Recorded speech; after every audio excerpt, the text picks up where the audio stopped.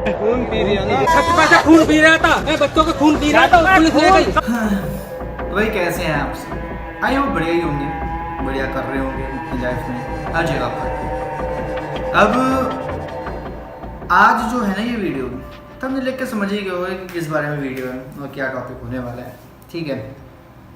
But यार इस case के बारे में ना मैं आज थोड़ा सा डीप एनालिसिस करने वाला हूँ और ढंग से मैं बताने वाला, क्योंकि मीडिया भी इस बारे में कुछ ढंग से अभी तक बता नहीं पाई है।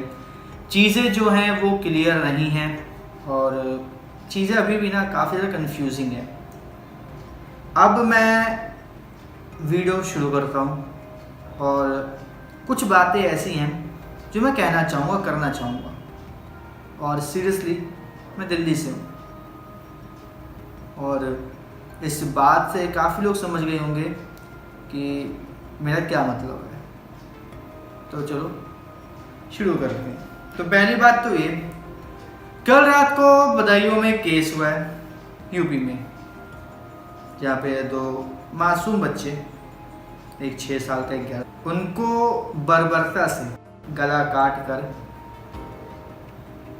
बस क्या ही बोलूं। और ये करने वाला शख्स जो है वो एक काफ़ी अच्छी कम्युनिटी का है, काफ़ी अच्छी, जिस कम्युनिटी को लेकर आए दिन कोई ना कोई खबरें आती रहती हैं। जिस कम्युनिटी ने अभी कुछ दिनों पहले जब सीए लागू हुआ, एक मोर्चा शुरू कर दिया कि भाई ये ना हमारी कम्युनिटी के अगेंस्ट में, ये हमें नागरिकता नहीं देता, मोर्चा शुरू कर दिया। तो ये उसी कम्युनिटी के लोग हैं, ठीक है। और यहाँ पर मुझे सच बताऊं, कोई इनसे भेदभाव नहीं, इनसे कोई नफरत, सच बताऊं मुझे कोई नफरत। भाई अच्छा है आप अपने धर्म को मानते हो, मैं अपने धर्म को मानता हूँ, भाई क्रिश्चियन अपने धर्म को मानते हैं, सिख अपने धर्म को मानते हैं, सब अपने धर्म को मानते हैं। बट पता दिक्कत क्या है, आप दूसरे धर्म को नीचा मत दिखाओ बस।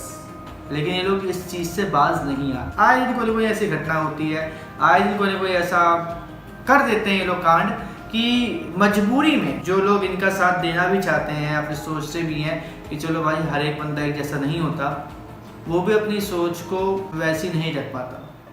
जैसे बताइए केस, उसका क्या था, क्या पूरा केस, पहले मैं आपको ये बताता हूँ। दरअसल एक शख्स है, ठीक है, जावेद, उस बंदे की नाई की दुकान है, और नाई की दुकान ऐसे समझ लो कि एक मोहल्ला है, ठीक है, या फिर एक छोटा सा समझ लो कि एक होता है रेजिडेंट्स RW, एक छोटा सा एक कम्युनिटी सोसाइटी होती है, उसी सोसाइटी में एक दुकान है जहाँ पे वो पूरी सोसाइटी के बाल काटता है, ठीक है, नाई का काम है उसका।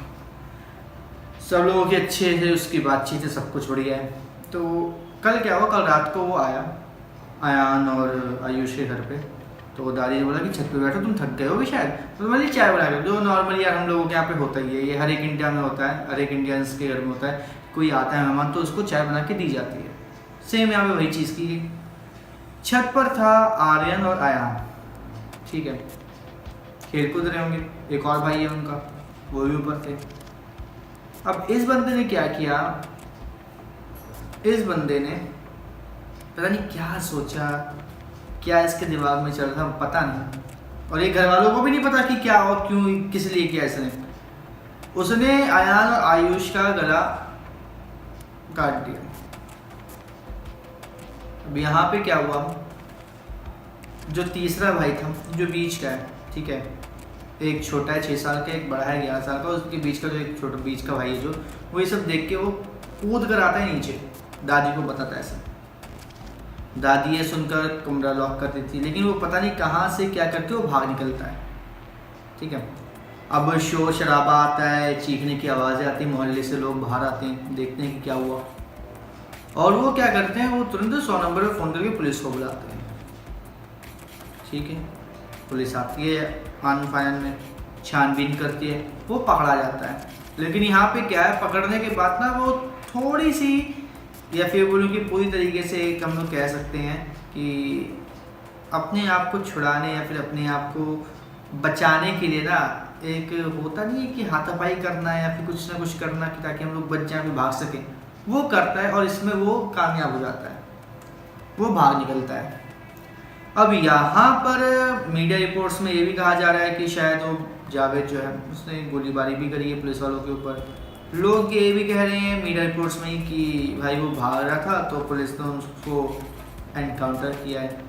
कुछ लोग ये कह रहे हैं कि भाई ये जो केस हुआ है, ठीक है, इसमें क्या है, इसमें वो बंदा भाग रहा था, ठीक है, भागते भागते वो एक जगह छुप गया और वहाँ पे छुप के उसने पुलिस पे जवाबी फायरिंग की, ठीक है, और इस जवाबी फायरिंग के चक्कर में आत्मरक्षा की वजह से पुलिस वालों ने एनकाउंटर कर दिया। अब एनकाउंटर के पीछे का सच क्या है ये कहीं पर भी कुछ भी क्लियर नहीं है, बट मैं ये मानता हूँ कि अब भले ही यहाँ पर उसने कुछ किया हो ना किया हो, जवाबी फायरिंग हो ना हो, कुछ XYZ हो या ना हो, यहाँ पे सही हुआ जावेद के साथ। एंड मैं सच बताऊँ क्यों बोल रहा हूँ ये सही हुआ, क्योंकि मोहल्ले के लोगों ने जावेद को उन बच्चों का खून पीते हुए देखा। खून पी रही है ना, खून लप में ले लेंगे, लप अरे मेरा आयुष खाएगा बेटा, अरे मेरा बेटा पैसा खून पी रहा था, बच्चों का खून पी रहा था, पुलिस ले गई, सब लगा था खून और बच्चे ले गए उनको पकड़ कर, पुलिस ले गई और भाई हमारा हाथ में कर दिया।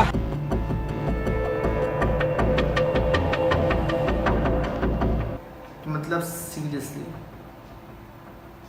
रमज़ान का महीना है, पाक यही कहते हैं ना, यहाँ पर 3 दिन पर कोई कुछ खाता नहीं, अपना जो व्रत होता है जो रखते हैं ये लोग, क्या कहते हैं वो वर्ड में दिमाग में नहीं आ रहा, ठीक है, उसको ये लोग तोड़ते हैं, रात को खाना खाते हैं। लेकिन यहाँ पे जावेद ने क्या किया, बच्चों का खून पीकर उसने अपना जो है रोज़ा खोला। फिर ये लोग बोलते हैं कि भाई हमें नागरिकता चाहिए। किस बेसिस पर हम लोग नागरिकता दें? मैं बोलता हूँ कि भाई 100 में से 20 ऐसे होंगे जो ऐसी हरकतें करते होंगे, उनको इन सब में मज़ा आता है, लेकिन बचे हुए 80 का क्या, जो बिल्कुल एक नॉर्मल शांत व्यवहार रखते हैं, जो बिल्कुल नॉर्मल लाइफ जीना चाहते हैं, उनको किसी इन सब चीज़ों से मतलब नहीं, उनका क्या। अब इन जैसे जावेद जैसे 20 लोगों की वजह से वो 80 भी अब इसमें लपेटे में आ गए। कहते हैं ना वही हो रहा है, गेहूं के साथ घुन भी पिस गया। और पता है इसको देख के डर लगता है ये बात कि कब कहाँ क्या हो जाए। अभी इंदरलोक में हुआ था कांड, दिल्ली में बीच सड़क पर आप नमाज पढ़ रहे थे, मैं दिल्ली का ही, इंदरलोक से आना जाना मेरा रहता है हफ्ते में 3-4 बार।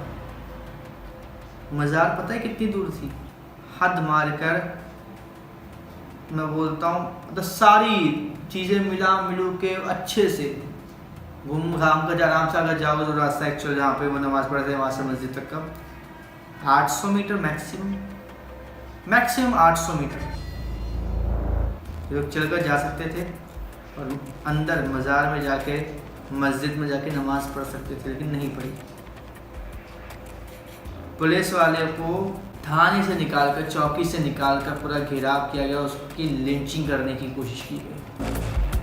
बट यहाँ पर क्या है, इसके खिलाफ कोई एक्शन नहीं लिया गया।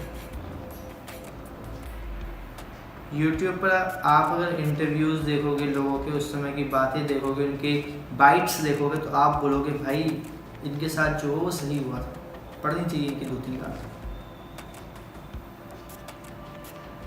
कहीं पर भी ऐसा रूल नहीं है कि आप एक पर्टिकुलर समुदाय के होने के बावजूद इतना ज़्यादा किसी के सर पर चढ़ के नाचोगे कि चीज़ें उस एक पर्टिकुलर समुदाय के हाथों में भी अब ना रहे और वो सहन ना कर पाए। और सबसे बड़ी बात, आए दिन ऐसे केस सिर्फ इस एक पर्टिकुलर समुदाय के लोग ही क्यों करते थे? क्यों मुस्लिमों की तरफ से इतने सारे कांड होते हुए हमें नजर आते हैं, तो भी इतने बर्बरता वाले, खतरनाक वाले, क्यों? आए दिन कोई ना कोई ऐसा केस सामने आता है, कोई ना कोई एक ऐसा हादसा सामने आता है, कोई ना कोई ऐसे लिंचिंग का केस सामने आता है जहाँ पर इनका जो है एक बहुत बड़ा हाथ होता है, और इन जैसे 20% बाकी पूरी 80% को बर्बाद कर रहे हैं। इन 20% की वजह से बाकी सभी 80% को गालियां पड़ती है।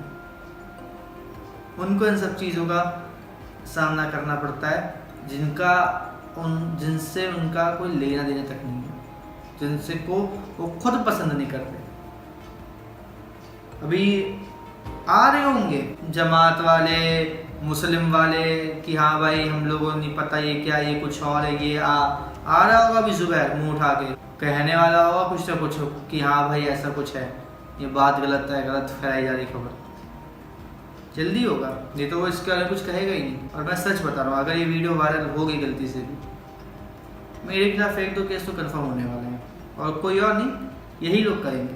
लेकिन मैं उनको बता दूं कि भाई केस करने से पहले इंडिया में एक राइट है, right to freedom of speech, और मैं यहाँ पे अपना पॉइंट ऑफ व्यू रख रहा हूँ, और मेरे पॉइंट ऑफ व्यू रखने के ऊपर कोई भी केस नहीं कर सकता, चाहे आप कुछ भी कर लो, आपका केस इलीगल माना जाएगा। आपके ऊपर उल्टा मैं केस ला सकता हूँ डिफेमेशन का, सोच समझ के करना, ठीक है।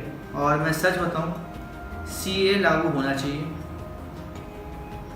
और सीरियसली जो नागरिकता नहीं दी जा रही ना इन लोगों को, हाँ मैं ये बार बार बोलता हूँ और आगे भी बोलता रहूँगा, जो जेन्युइन लोग हैं, जो जेन्युइनली एक पीसफुल लाइफ जीना चाहते हैं, जो हेटरेट से दूर रहना चाहते हैं, उनको भाई नागरिकता दो।